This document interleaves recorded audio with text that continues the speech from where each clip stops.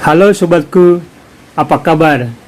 Semoga kalian selalu dilindungi dan dirahmati Allah Subhanahu wa Ta'ala. Jumpa lagi bersama saya, Rahman Toikan Official.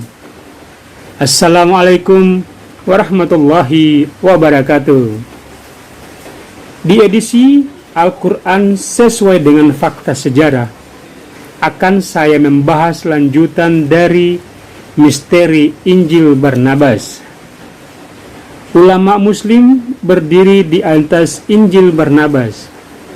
Orang-orang Nasrani ingin menghubungkan Injil Barnabas kepada umat Islam tanpa memberikan bukti apapun dan tanpa menyebutkan nama Muslim yang terkenal itu, yang memiliki pengetahuan yang luar biasa seputar Yudaisme dan tulisannya.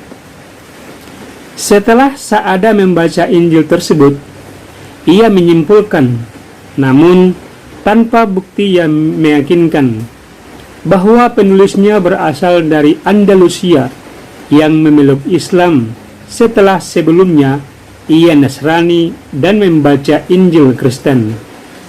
Dia yakin bahwa yang paling benar mengenai asal sebuah buku adalah Injil Barnabas.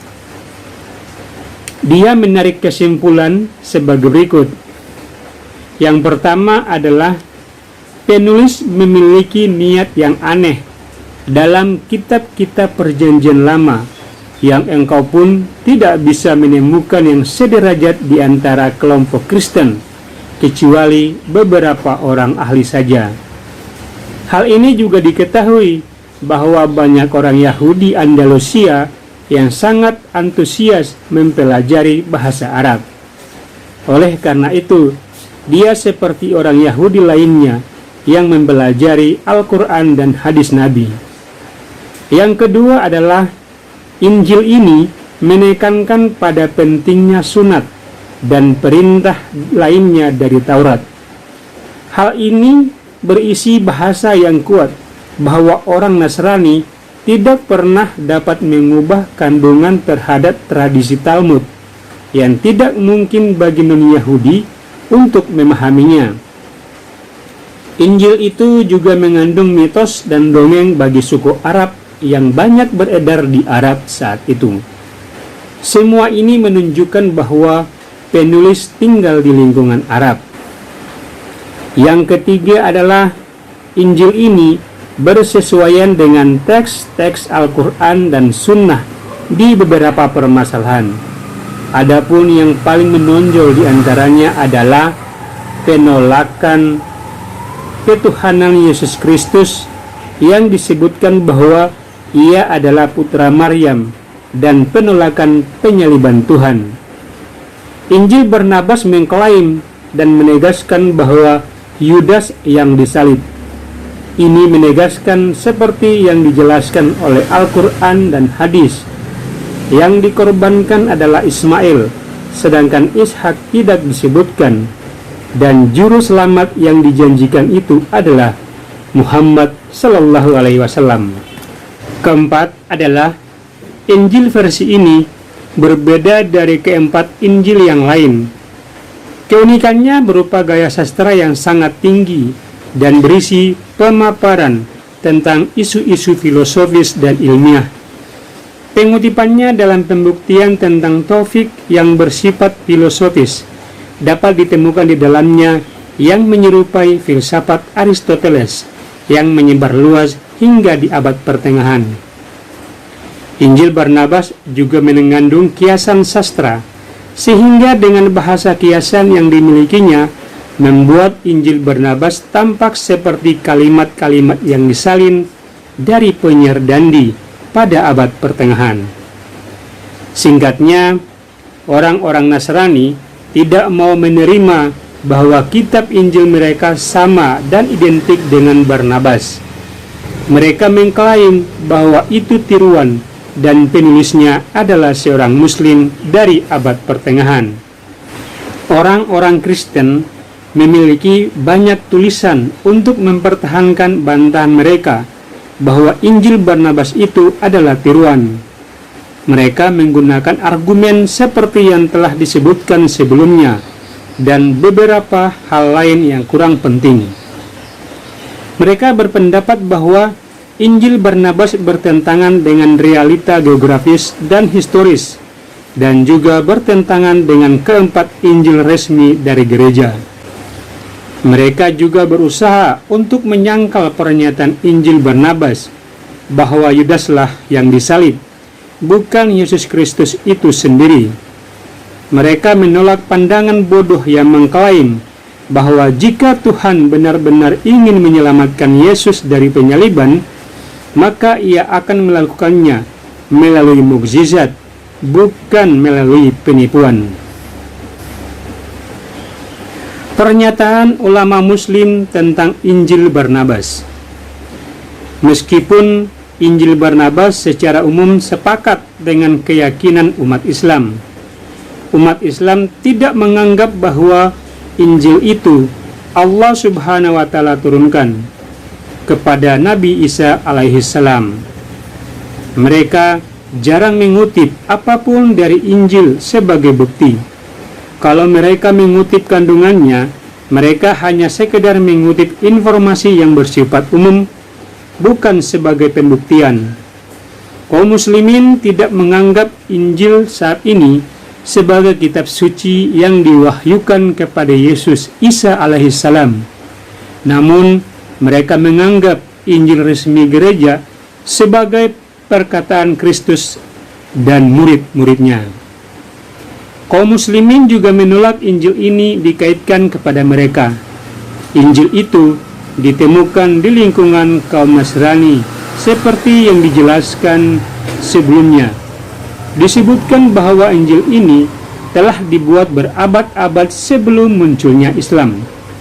Hal ini menunjukkan bahwa umat Islam tidak ada hubungannya dengan itu. Bahwa ditemukan komentar berbahasa Arab pada naskah Injil di Italia, bahwa mereka mungkin menulis salinan atau membaca dari transkrip yang tidak mengerti bahasa Arab. Penyalin juga mungkin berasal dari Marino, sang biarawan yang masuk Islam. Transkrip ini ditemukan di perpustakaan Kepausan di Vatikan. Setelah itu, Muslim mana yang bisa menyusun sebuah Injil seperti itu kemudian tidak menggunakannya untuk berdebat dengan orang-orang Nasrani? Bagaimana mungkin bahwa seorang penulis Muslim ada dugaan menyelundupkan Injil ke dalam perpustakaan Kepausan di Vatikan? Oleh karena itu, ketidaktahuan umat Islam tentang Injil dan fakta bahwa mereka tidak mengutipnya sebagai kebenaran membuktikan bahwa umat Islam tidak ada hubungannya dengan itu.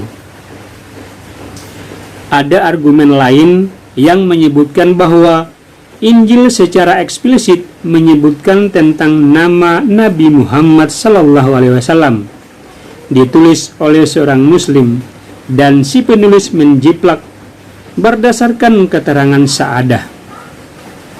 Hal itu sungguh sangat berlebihan dan melampaui batas. Faktanya, ia hanya menyinggung tanpa secara eksplisit menyebutkan nama Muhammad SAW. Kami menganggap argumen di atas sebagai bukti bahwa Injil Barnabas bukan dari seorang Muslim. Tidaklah mungkin menduga seorang penulis Muslim, Sa'adah, yang digambarkan sebagai seorang yang secara mencengangkan tidak melihat suatu kekurangan yang akan memberatkannya.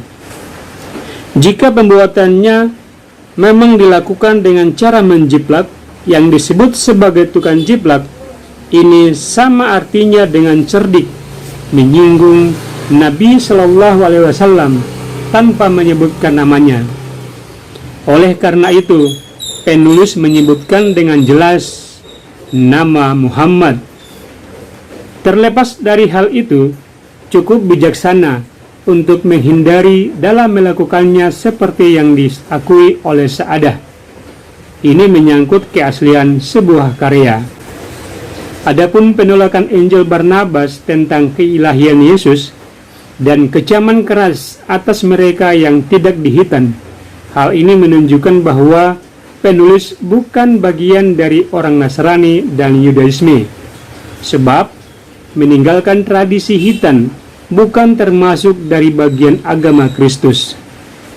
Ini merupakan suatu inovasi yang diperkenalkan Paul setelah Kristus. Hal yang sama berlaku untuk keilahian Yesus. Barnabas menulis Injilnya untuk mengekspos tindakan Paulus. Dalam kata pengantar, ia menulis, Allah yang maha besar dan indah bersama nabinya Yesus Kristus beberapa hari terakhir telah mengunjungi kami dalam rahmat pengajaran yang besar dan mukjizat. Sebagai alasan terhadap banyaknya tipuan iblis di balik kepupuran kesalehannya yang memberitakan doktrin yang paling fasik, yang menyebut Yesus adalah anak Allah, menyangkal hitan yang telah ditetapkan oleh Allah selamanya, dan menghalalkan memakan daging haram. Di antaranya, Paul juga ditipu tentang apa yang saya sampaikan ini tanpa kesedihan sama sekali. Ini karena saya menulis kebenaran yang saya lihat dan dengar, juga hubungan yang saya miliki dengan Yesus. Semoga kamu dapat diselamatkan, tidak tertipu oleh setan dan binasa dalam penghakiman Allah. Oleh karena itu, berhati-hatilah dari orang yang memberitakan kepadamu ajaran baru yang bertentangan dengan yang saya tulis. Semoga kamu diselamatkan selamanya.